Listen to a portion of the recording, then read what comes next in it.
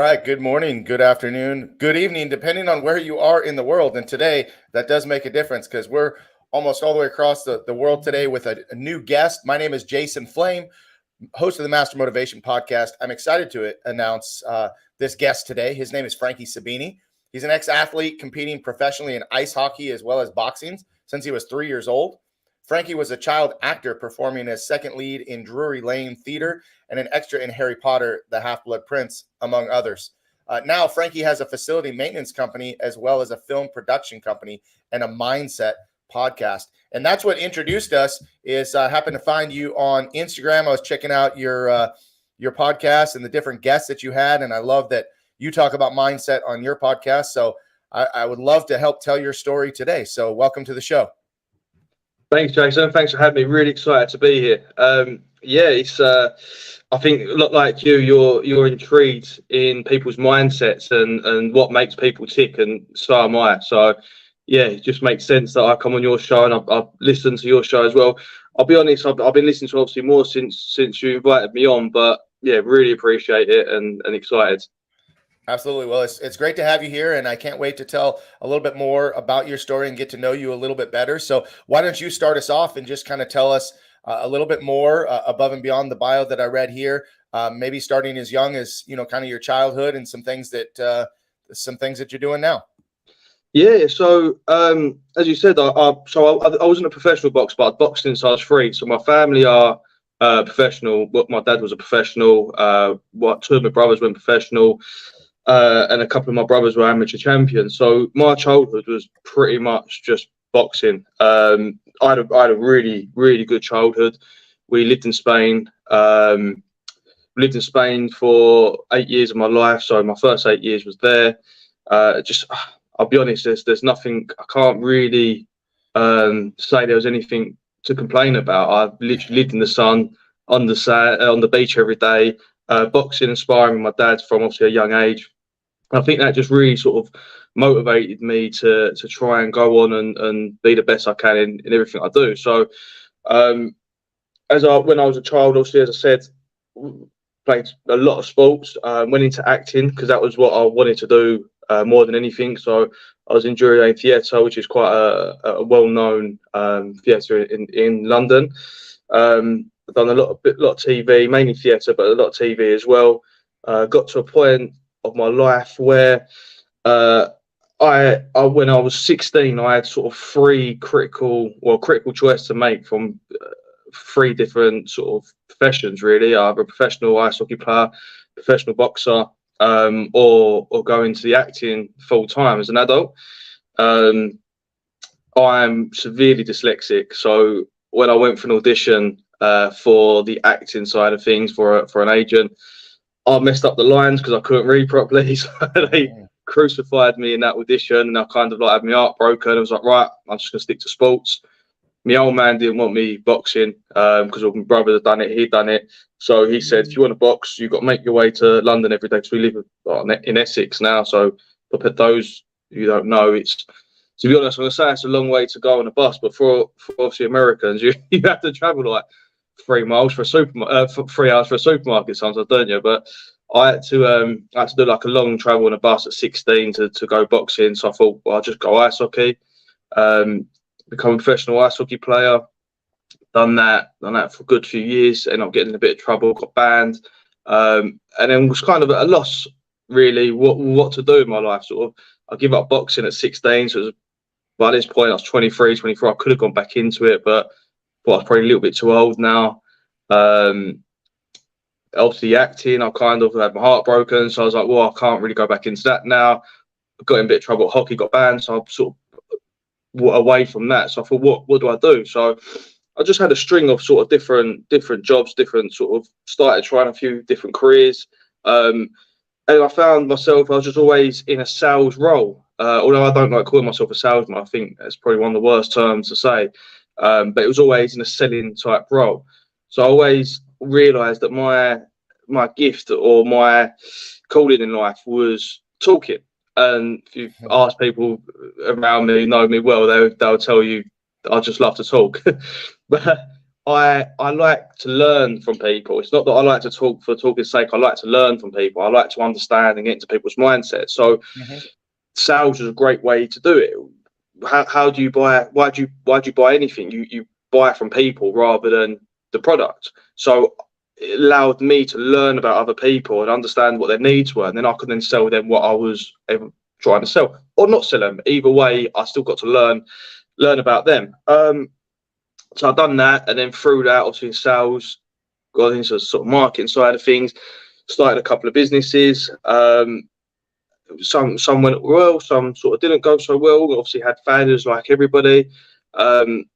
But I think what really sort of kept me going was because of I did have such a lovely life as a kid. Like my dad's, we wasn't really well off, but we was definitely well off enough to have a very enjoyable life. And I thought, well, if I fail and I give up, I'm never going to be able to give my kids or my family the same life what my dad's give me. So for me, that motivated me massively. Got up, brushed myself off, kept going.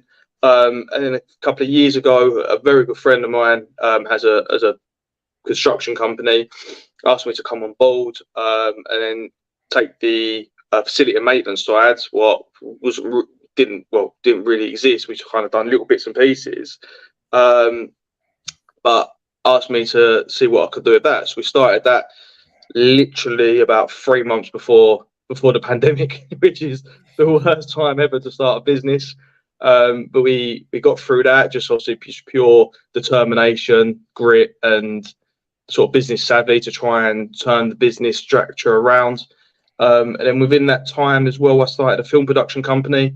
So my family have a very interesting story. I don't know if you guys in the States know of Peaky Blinders, big TV show over here. So Derby Sabini in the Peaky Blinders is my granddad. So they kind of butchered this story, to be honest with you.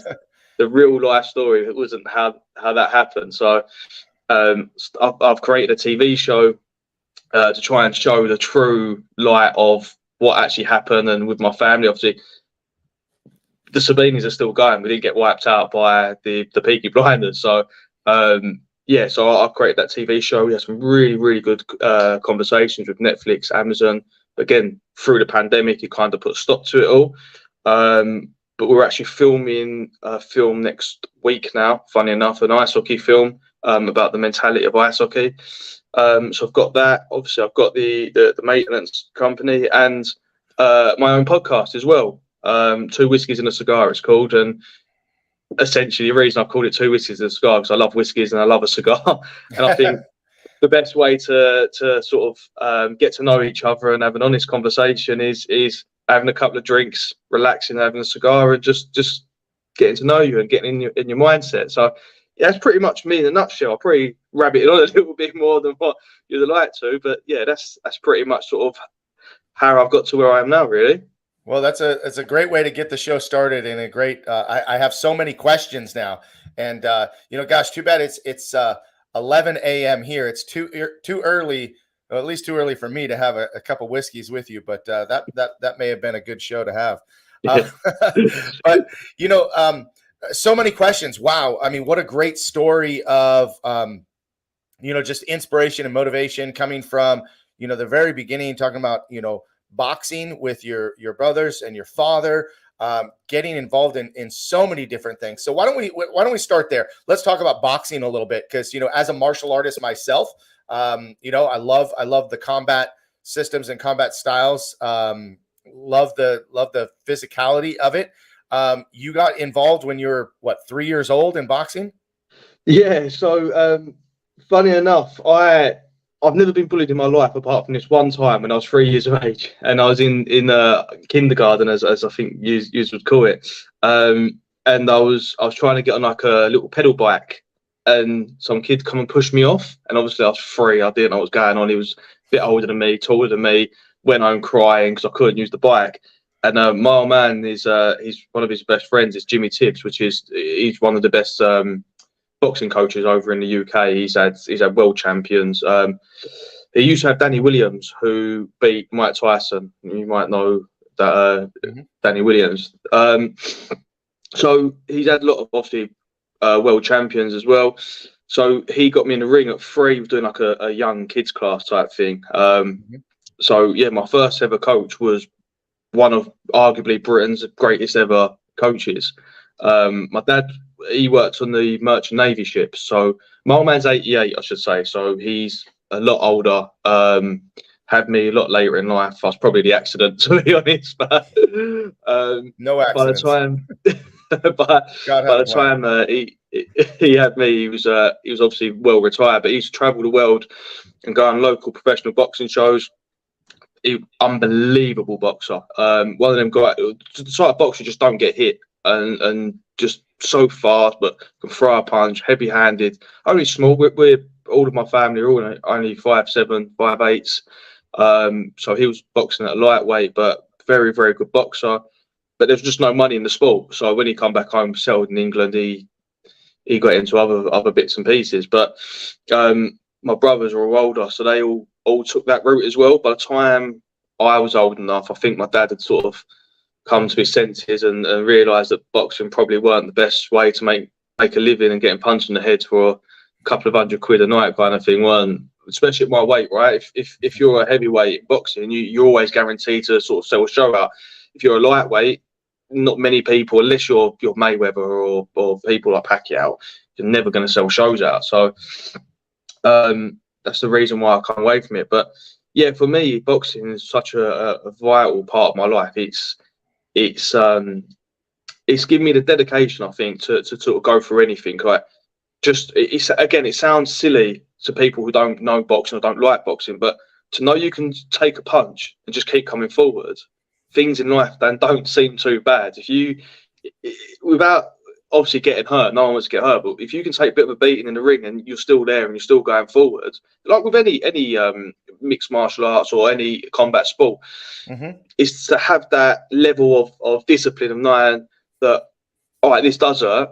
I don't really want to be here. I'd rather be on the sofa with a cup of tea, but I'm here now. Let's get it done, kind of thing. Like let's go to the final bell with that dedication, never give up attitude, and make sure that because the thing is, if you give up with anything in life, you give up in a sport, you give up with business, you give up with work, you give up with a relationship. So you've got a friend and you had an argument and you give up with it, and you're always going to regret that later down the line. Always, obviously, unless it's something really bad. But so for me, what's worse, that regret, what comes at the end of the day when you're sitting there reflecting on your day or your week or your month or your year, or that bit of physical pain what you've had to go through to push yourself that extra mile. That pain only makes you stronger, right? We ache, our muscles ache, our body aches because we're growing as a person. Our muscles are growing. But that disappointment and for giving up, that will stay with you for the rest of your life. So that's something what I personally couldn't cope with. So I have to just keep going. Absolutely. Well, what a great way to turn, talking about boxing into, some inspiration and motivation, because, you hit it right on the head. And I got to say, for the last, I don't know, probably week and a half, one of my favorite series of movies would be the Rocky series, right? All about boxing, but it's all about, when you're watching Rocky, it's not about his wins and his losses. It's about the lessons and the training montage. And you see the hard work and that, just everything that you had mentioned about not giving up and pushing forward. I mean, one of the best monologues ever in a movie is when Rocky's talking to his son and talks about how life isn't about all about sunshine and rainbows, right? It's about how hard you can get hit and keep moving forward. And I think that that's a great thing for us to all keep in mind and remember. And you said it, I think you said it really well, when at the end of the day, what is worse, that feeling of regret or that little bit of a beating that you may have taken, although you've gotten through it and gotten over it? You talked about not being bullied much as a kid. You started at 3 years old. My son started martial arts about that same time, 2.5, 3 years old. I mean, being a martial arts school owner, right? Dad was pushing him out on the mat as soon as possible. But, I look at it and I don't think that my son has ever been bullied either. I think that he has a sense of confidence that has come from his hard work, the determination, understanding goal setting, understanding hard work, that hard work ethic, and time that it takes to put into a craft. And these lessons that we learn in the ring or on the mat carry out in every aspect of our life. I mean, thinking about your podcast, right? I'm sure when you started out with the podcast, it probably would have been easy to wrap it up after the first couple episodes because, hey, nobody's really watching, or I don't have a lot of followers, or, whatever it is. But hey, you keep plugging away. And you said something much earlier about loving to listen to people and learn. It's one of my favorite things about this podcast is learning about how people live their life and what they've learned from their lessons. And a quick shout out real quick to Juanita Cap, who is watching out there, who has commented several times. Thank you for watching, Juanita. You guys got to go check out the Meticulous Moments podcast. She's a great host and has some great guests. So take a look at that as well. But Frankie, let's talk a little bit more about the professional hockey. So how did you get involved in hockey? How old were you when you started playing? And, what are some things that you took away from playing hockey? Yeah, so obviously hockey is not a big sport in England at all. So when I started when I was 8, it was all because my brother's best friend he went to college with, when they very first started the hockey team, they was giving out leaflets and flyers to come down and just watch a new local sport pretty much. And he got hooked. My brother went along with him. He got hooked. He started taking me and my mum probably 6, 7, something like that. And I was going sort of here and there, sort of over the next couple of years, obviously because I was in Spain mostly. So whenever I was back, sort of go hockey. And then when I was 8, again, that was handing out flyers to start hockey. And obviously I was 8. I loved sport. I was at that point I was playing football, or soccer, as you like to call it, for the school. I was playing, obviously, I was boxing, I was doing tennis. So I was just a very sporty, active kid. And that's pretty much the only things I ever really excelled in at school. So my mum was like, all right, yeah, look, go and give it a go, see how you think. Like learning a new skill, learning how to skate's never gonna be harmful. So I went there, started playing. When we start, so I played for a team called Romford Juniors. And when we started, you had to do certain levels of figure skating before you could even get into the team. So you had to pass this in the beginners before you could get into the proper junior team. They don't do it anymore, which I think is a shame because our age group used to be very good skaters, but just obviously because of that core teaching we had. So I've done that, got into the beginners group. I was a player, I was a winger, right wing, kind of just obviously at that age all over the place. Love to score, love to try and hit, but you're not allowed to hit at our age in the UK. I don't know if you are in America, but you're just enjoying it. And then one day one of the goalies decided to quit being in goal. Again, I was 8.5 years of age. I was like, oh, I'll give that a go. So I went in, obviously player shin pads, player shorts, player lid, player body armour, blocker, catcher, stick, and that was it. Just stood in front of the goal and just become a goalie. Absolutely loved it. Done obviously relatively well considering I didn't have the proper equipment on. And then my dad took me to training that time. So when he went home, he's like, "Don't tell your mum that you've gone in goal because she's not going to let you. You're not going to like going in goal." Anyway, me being like me, all like happy with myself that I'm now the goalie. Got me block and catcher straight out to me. Mum was like, "I'm in goal." She's like, "You're not doing it. You're not doing it. It's too dangerous a sport. Like pucks come flying at you." Anyway, my dad talks around, become a goalie. The junior team. Played representing my country out in Holland, which won gold. Forgive me because I don't remember the tournament because I was only 8 at the point. Got in Southeast, which is the sort of regional national team kind of thing. Went through the sort of age groups, always playing number one, like starting netminder, until I got to about 15, 16 when they invited me to play pro hockey, but you can only play pro adult hockey in England over 16. So I was training with them since 15. The day or 2 days after I turned 16, I had my first game playing for the adult team. At that point, so we played for what you'd call a professional league over here, but in America probably more classes of semi-professional leagues. It's quite low money. But I played that league, which is one of the highest leagues you can play in England at that time. Played for a few seasons, getting really sort of I think my fourth or fifth game, I was man of the match, which is first star in the NHL, but we just do man of the match over here. Yeah, and getting sort of quite a good sort of reputation. Got in my first sort of fight on the ice.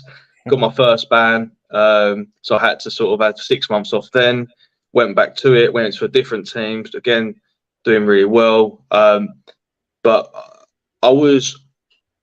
if I was taller and bigger, I would have been an enforcer. Put it that way. As soon as he come like round the goal and sort of in my sort of my D, I didn't like anyone sort of getting involved for me. I used to want to sort of get involved myself. And then being a goalie, that's automatic suspension type thing. So I kind of thought I learnt my lesson. And then being young and brash as well, I got in trouble a couple of times. Ended up going back. Got a missus, started a business, and it was kind of getting harder and harder on my body to keep sort of wanting to go back. In the UK as well, we train really late. We train at like 10:30 at night until 1 o'clock in the morning. So if you're getting up, going to work the next day, it's hard on your body, mentally, physically. So I've done that pretty much up until about sort of on and off until about 26. And then just before COVID, I had another stint at it. But I just sort of more for training. I just missed the training, missed being athletic enough to be able to do that. And then obviously when COVID hit, I packed up completely, really. But yeah, it's hockey. Obviously, going back to what did hockey teach me? It's very much similar to boxing. I mean, I didn't have the best of disciplines in hockey, but then I think that's because of sort of my background in boxing, my family background, obviously with my granddad and things like that. So I was quite brash. But lessons I've learned from that is I'm only hurting myself if I lose my temper or get frustrated or get angry or get upset and act out on that. You're only hurting yourself, and you're only ever hurting yourself. You're never really hurting the people around you, because at the end of the day in hockey, everyone has a fight and everyone moves on. But it was me who got the ban. It was me who couldn't then play the sport again. I'm 30 now.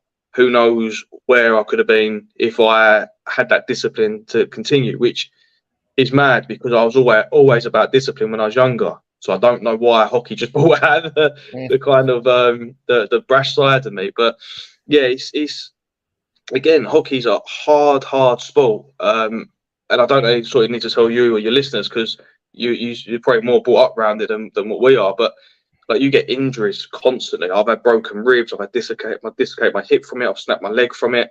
I've broke bones in my hands just from saving the puck. I've had a puck in the throat.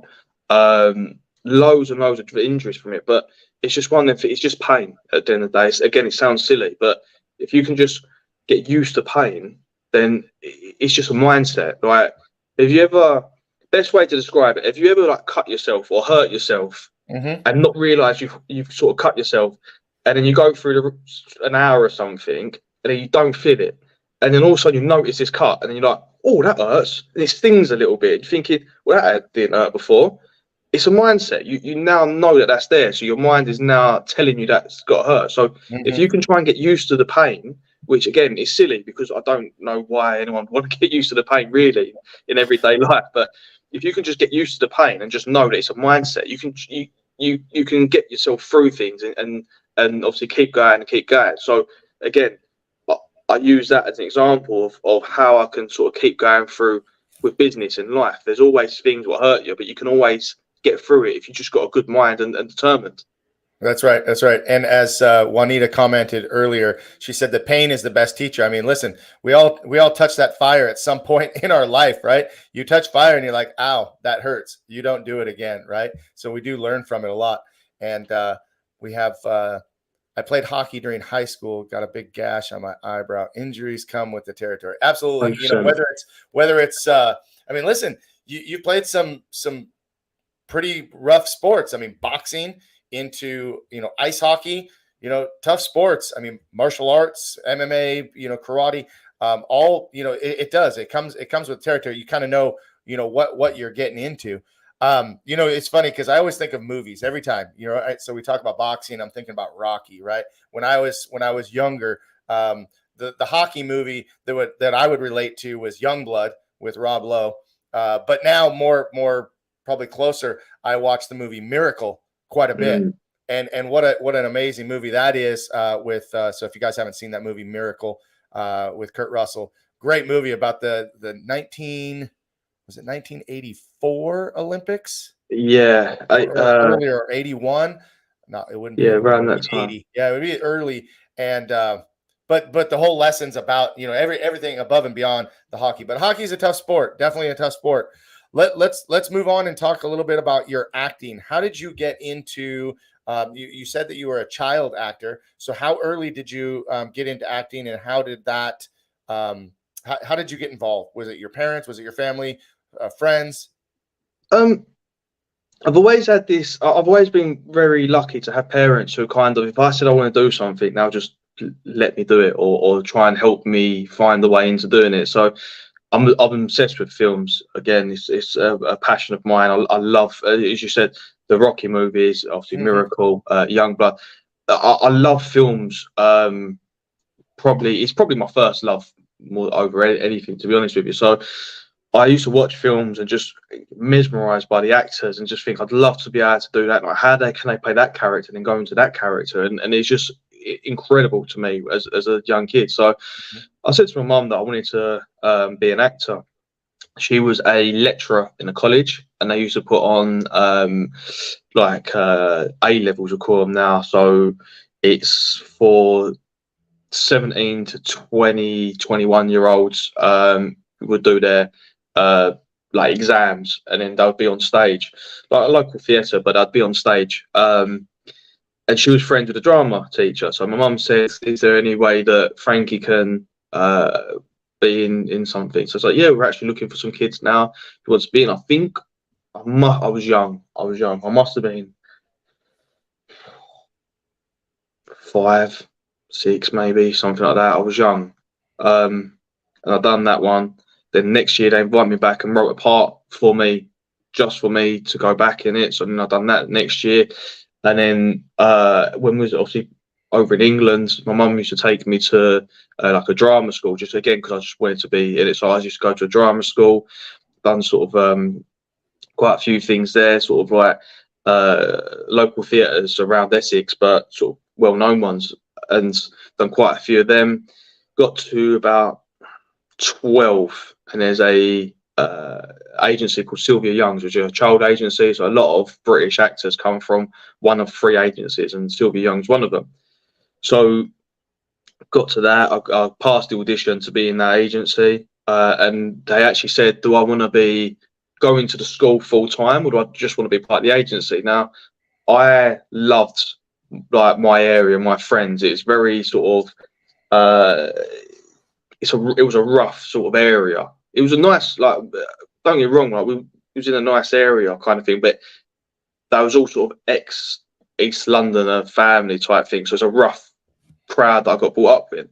Whereas obviously stage school kids are very sort of posh and well spoken and sort of la-di-da type, and it wasn't my type of crowd at all. So I'd never wanted to go to the actual school. So I just went to the agency, which obviously hindered me a lot because I would always pick the school kids over the agency kids. But through that, I got loads of auditions for like British soaps. Got a extra in one of the British soaps, and then there was another one where it was one of the biggest British soaps on now called EastEnders. I got down to like the final one to make it on it, but obviously I lost out on that. And then I got invited to do Drury Lane Theatre to do Ebenezer Scrooge as a child. So it was supposed to be just a bit part. It was a director who knew me and seen me sort of in other things. They ended up writing a bigger part for me, and it was flashbacks all the time. So obviously Scrooge as an adult, Scrooge as a child, and it was sort of showing how he become like what he was now rather than the traditional story. And I played Ebenezer Scrooge as a child, so every other or third scene I was on. And then so that must have been, sorry, that was before, quite a long time ago. So that was just before I joined Sylvia Young. That's why I joined Sylvia Young. So that was just before, so I was about 10, 11 or something like that. And then and then when I got to 16 years of age, obviously I went to an adult agency because the school agency the other agency was just for school kids. Failed my audition because I was dyslexic, and then ended up coming away from it. But lucky enough, later in life now, obviously I've got a film next week. I'm back sort of trying to break into that world. I want to be a script writer now rather than an actor. So that was my sort of understanding. Probably acting's probably not suited for me because I want to be able to write the words what people say, and I'm obsessed with seeing them act the way I want it to act rather than going into on stage or a film or something like that and then doing what other people say. I always feel like I can write better than some of the scripts that I see. So yeah, obviously not saying big Hollywood scripts, things like that, but on a local level, I want to be the one sort of be able to write and get my words out there. Now you've mentioned a couple times dyslexia and how that affected you. When did you first learn that you were dyslexic, and what were some of the challenges that you faced in other areas of your life, and how have you overcome it now, or how does it still affect you now? So I learned I was dyslexic was still in school. I want to say sort of primary school, so probably again 10, 11, something like that maybe. Found out because I obviously terrible at spelling. So my school was a Catholic school, very good school, but it was always you had to do well academically or you was just thick. There was no sort of in between. There was no sort of trying to understand why you couldn't learn the way other people was learning. So I used to get in a lot of trouble just because again, part of being dyslexic is quite a low attention span sometimes, especially if you're trying to read off a board and the teacher's wiping away what you're trying to write down before you've even finished writing it. So I just get in a lot of trouble by talking, messing about, things like that. So my mum, again, she was lecturing at college, so she took me to a specialist in her college, and he diagnosed me as dyslexic. So yeah, I found that quite young. It was challenging. It's one of them things where I only ever really told people up until about 5 years ago. I just kept it to myself because I think nowadays is a little bit different. People are becoming more open to things, but back then it was a huge stigma around it. Like if I ever said that I was dyslexic, people go, "Oh, I didn't realise you was thick." Like that was their first instinct, that, "Oh, you must be thick if you're dyslexic," which obviously it doesn't mean that. There's a lot of people who are thick who are dyslexic. There's also a lot of people who are dyslexic and very, very intelligent. So I always used to keep it to myself, and I always sort of embarrassed about writing and reading. Always used to do everything I can to try and not have to write in front of people or to read in front of people. But obviously in school you have to stand up sometimes and read out loud. I was a stutter and things like that. So what I'd do, if I got asked to read out loud, I'd make a joke or a comment or kind of play up a little bit, so I'd get sent out of the class rather than having to read. So it affected me massively, but in probably ways I didn't realise until now I'm older, looking back on it. So it's one of them things. I've never used it as an excuse ever, because some of the greatest people in the world are dyslexic. I think Charles Dickens is dyslexic. Richard Branson is dyslexic. They reckon Shakespeare was dyslexic. Like some of the most incredible people in the world have been or are dyslexic. So to me, it's always just been, it's part of me. It is what it is. Get on with it. Don't let it sort of affect you. But yeah, thinking back at it now and sort of reflecting now I'm older and sort of talking about it more, it was very, very, very challenging in certain aspects, but in some aspects I use it to an advantage. I don't like reading or writing, so I learned how to. I was better at talking to people. I learned how to have a conversation. Like my interactions are all verbal rather than visual, and obviously writing and things like that. So yeah, even now today, it's I get certain things mixed up. Like I get 5s and 3s mixed up. If you ask me to read out a phone number, I'll get anxious about it because I know I'm going to get a 5 and a 3 mixed up. These and D's I get mixed up. Even though I'll be talking and all of a sudden the words will be in my head, but they won't come out properly because they just get mumbled by the time they come out. Still not very good at spelling. I have to have autocorrect. So my spelling's so bad sometimes that even autocorrect can't understand what I'm trying to spell. So it's I try and avoid it like the plague most of the time. But again, it's just one of them things. It's you can either let something sort of take you over you and consume you, or you can just get on with it and go, right, this is me. There's people out there with 100 times worse situations than what I've got, in worse situations, worse diseases, worse mental like mentality. I don't know what the right word, but like sort of like things wrong with their brain a lot more than what I've got. So why use it as an excuse? Just crack on and see what we can do. Well, it's just like when we were talking about, boxing and hockey and, overcoming adversity and any challenge and being able to push through. It sounds like, your mindset is consistent all the way through. I mean, it is a challenge for you, but you're not going to let it, it's not going to define you. You're not going to use it as an excuse and let it hold you back. You're going to accept it and you're going to move on with it, like you said. And I think that's a great message. Again, Juanita mentioned, ignorant people used to stigmatize all kinds of things, but kudos to you for not worrying about what they say. And I mean, you can get hung up. You can get hung up on when people do give you that, they place that label on you, right? Especially in school, right? I mean, it's so different now, from when I remember, you would never hear about ADD, ADHD, anything, autism really at all. It was just, if you were not, quote, normal, you were just stupid.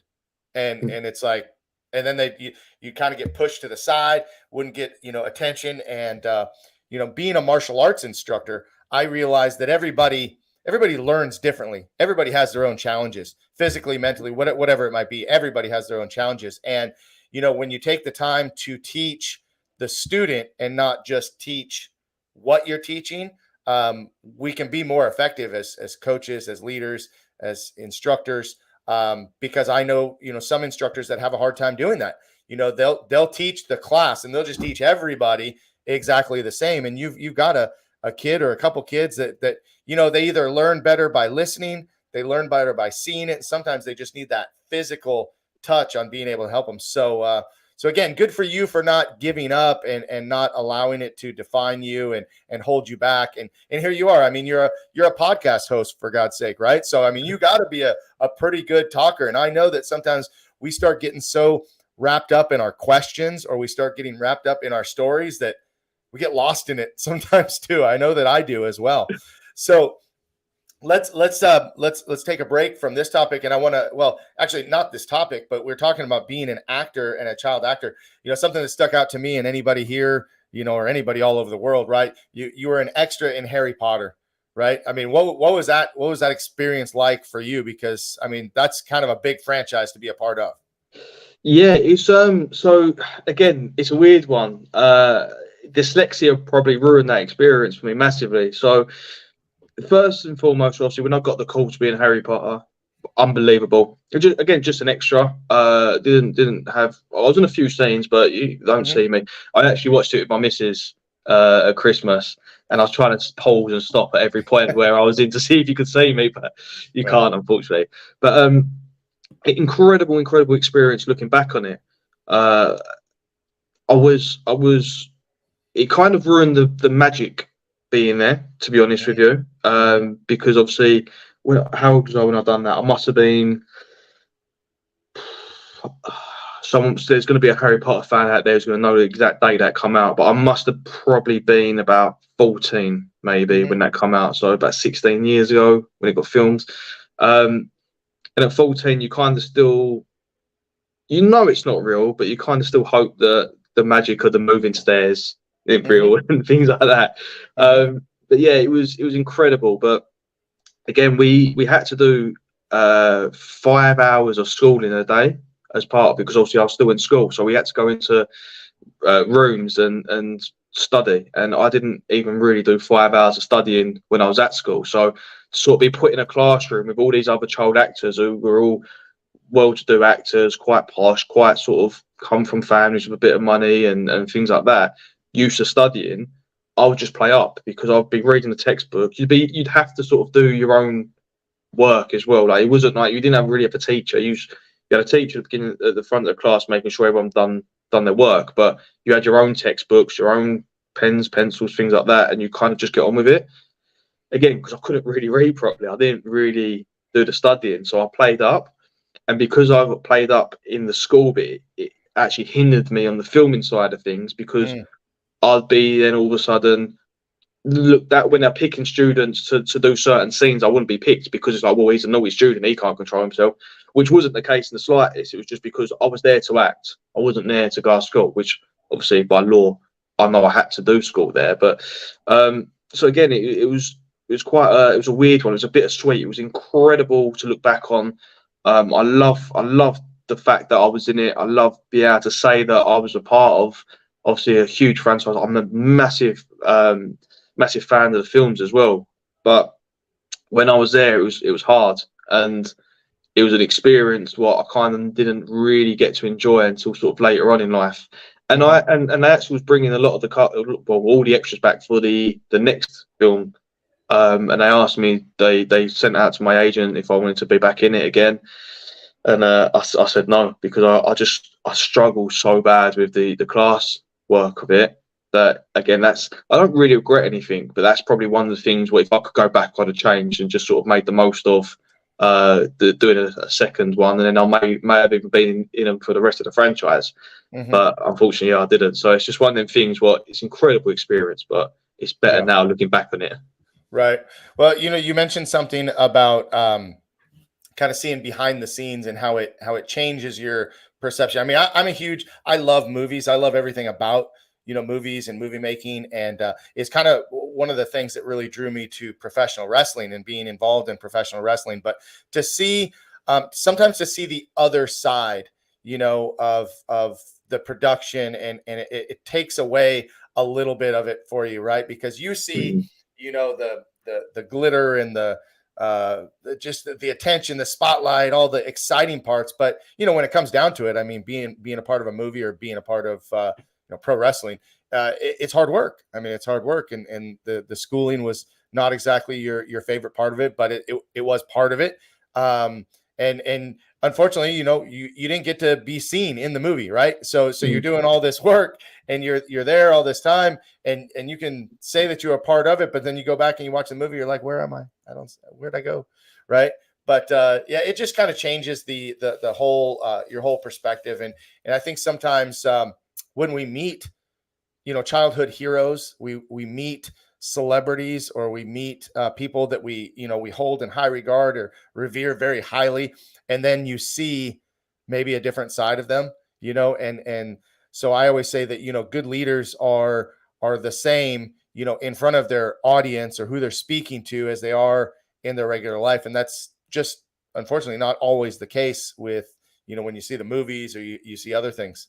Yeah, I want to say, obviously you saying that's made me think. So I met Daniel Radcliffe on set, and I have to say he's one of the most nicest, down to earth people I've ever met in my life. Especially, obviously, someone of that degree, and that kind of stardom. He made time for everybody on set. In between takes, he spoke to every single person on set. He was polite. He was courteous. He made sure everyone was okay. He messed up a couple of takes, and he was apologising to everyone because obviously he's making the shoot run late. Absolute testament to his craft, Daniel Radcliffe. I'll be honest, as a person, he was a really, really, really lovely person to meet. Yeah, and that's what we love to see, right? I mean, we love to see when people do that, or people even, behind the scenes, actors, people, celebrities, again, that they do charity work, or they do things behind the scenes, sometimes even without any recognition, and just being, just being a good person and someone that contributes to society. So I think that's amazing. That's a great testimony to him as well. So thank you for sharing that. I want to talk about your podcast now. Yeah. How did that start? What was your motivation to get started doing that?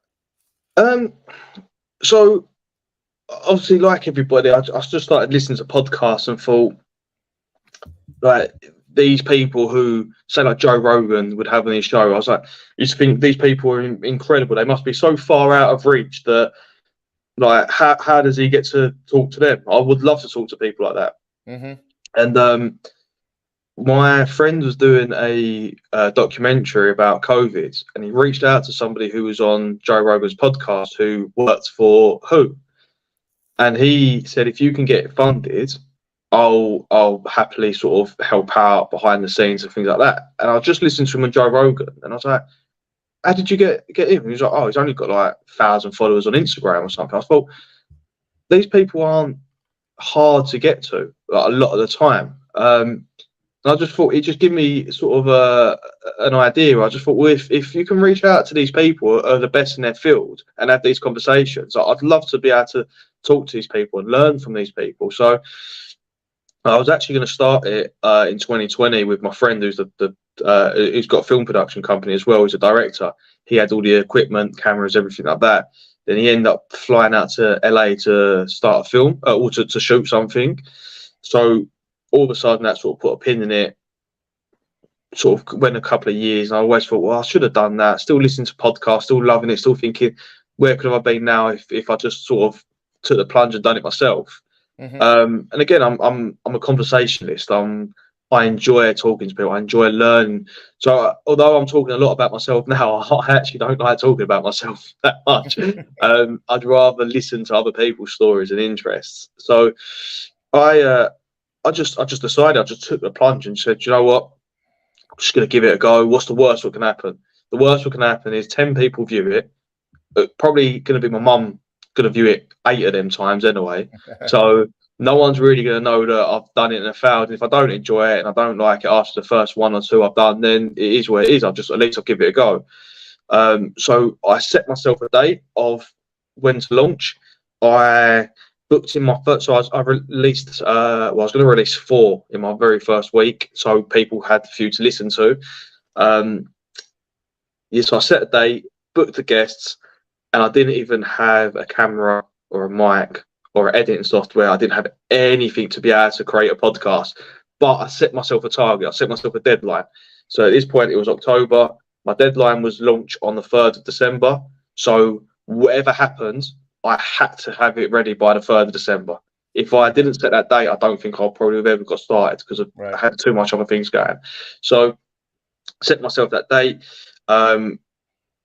It was probably one of the most frustrating times of my life because I'm not technical at all. I'm really bad when it comes to anything technical. So I was filming on my phone, but then I couldn't get it onto my laptop properly to edit because the file was too big. I didn't have this audio right. I bought a mic, it didn't really work properly.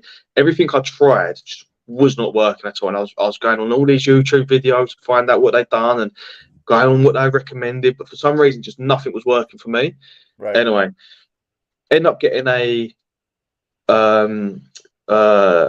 like a webcam for my laptop, recorded it on found the software, recorded it on that software, still didn't know how to edit it, still had no idea what I was doing at all, but I thought, right, at least I've got the footage now. The first one, the audio was so bad you can't hardly really listen to it, which is unfortunate because he's an MMA guy. He was a European champion, cage fighter over here, incredible fighter, incredible story. You can't really listen to it, so obviously he's going to come back on again because he's a good friend of mine. The second one deleted itself, so I had a corrupt file, so I couldn't release that one. Third one, there was like a whistling in the background. I was like, so everything was just going wrong. But I thought, you know what? The ones I've got, I'm just going to have to put up, and I'm just going to have to just continuously get better. It kind of is what it is. And then I worked out how to edit it. So I had all that set. So I edited the ones what I did have, even though obviously the audio was bad. I wasn't that good of an editor. I could just sort of about chop up kind of a little bit what I wanted. And then the day before the launch date, literally the morning before the launch date, I still didn't know how to upload to Spotify. I literally woke up in a blind panic the morning before. I thought, I've got to work this out. So I literally worked it out the morning of and then launched. And then, yeah, I've just enjoyed it ever since then. Just been one of them things. It's just been a challenge, and I just enjoy the challenge. If I didn't set myself that date and that deadline, I'd never have done it. If I give up at the first hurdle of the second episode deleting itself and the audio not being good, I'd just give up and not carried on. But for me, it was just another challenge in life. What I thought, if somebody else can do this, I could do this. So I'm Mhm. not going to let it defeat me. And yeah, since then I've had some really good guests on. And try and find. So sorry, again, this is another reason why I wanted to start the podcast. I've got a lot of friends in my network who have incredible stories or very good in their industry and their fields. Mhm. But people don't know who they are because obviously they're just sort of like, yeah, local heroes. Like my friend, good friend of mine, Brad Wheeler, unbelievable cage fighter. I think he's a black belt in Brazilian Jiu-Jitsu. He's just turned professional boxer. He's very, very, very good at what he does. Mhm. But he was always up and down in his career because he liked to go party and he struggled with addiction and things like that. So I wanted to get him on the podcast to talk about like his recovery because he's over a year recovered now, over a year sober. How he had the mentality to keep getting that ring and fight, or keep getting that octagon and fight. Like people, they don't know him, but he's got an incredible story. Mhm.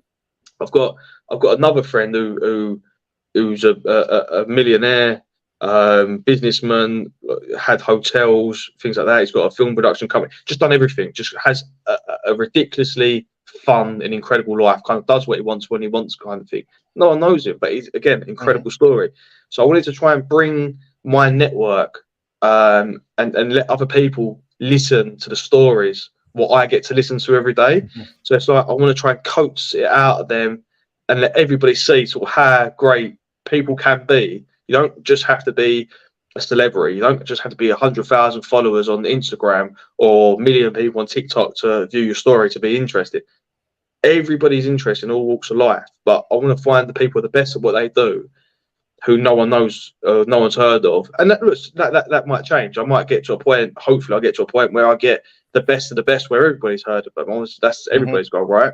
But for instance, I had Stephen Koonis on, who he's known as Hollywood's best script doctor. So if a script's not quite right, he would go on and he would make that script right for the film. So Mhm. he's got his credits are Legally Blonde, Catch Me If You Can, Ghost, Rain Man. He was 2 years as a head writer at South Park. No one knows who this guy is. He's got 1,500 followers on Instagram, but what a career! Oh, Yeah. and also he was in prison. He went to prison for 18 months or something. Like what story? He went from the highest of highs to the lowest of lows to the highest of highs again because he's got a show on Amazon now called Over My Dead Body. It's just one of them things where I want to get stories out there and understand how they can do what they're doing, and why are some people good at what they do and others people struggle in that same field. It's nothing to do with being special. It's nothing to do with being lucky. I mean, you do get a certain type of luck with it, but it's all mentality. We're all the same people. We're all made up of the same substance, blood, sweat, and tears. But it's just mentality. Some people have that never give up attitude, and why do they have that attitude? Normally because they just don't like failing. They're not comfortable with failing. Um, and they learn from their mistakes. And I want to kind of get them stories out there, and for people who do listen to understand that I want to give them the motivation to be like, yeah, I can do that as well. If he could do that, I can do that. If Mhm. that person's come through that in life, why can't I come through what I've come through in life to get to where I want to be? No one wants to live a mediocre life. Everyone always wants to strive for more, I believe.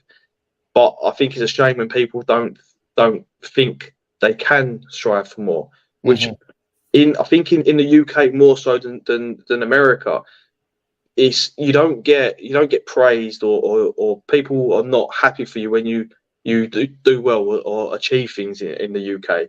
It's kind of a jealousy thing over here, right? In America, it's very much. I was actually listening to Joe Rogan and Jordan Peterson's podcast, and they said exactly the same thing. In America, it's that American dream. If you do well and you do successful, everyone's happy for you. In the UK, they're not. It's really weird. It's like a jealousy type thing, or they don't like you being successful. So it kind of puts a dampener on people trying to achieve their dreams. And I think everybody's got dreams. Just I want to try and help people achieve what they're going for in life. Yeah. And if I can just help one person podcast, then perfect. Yeah.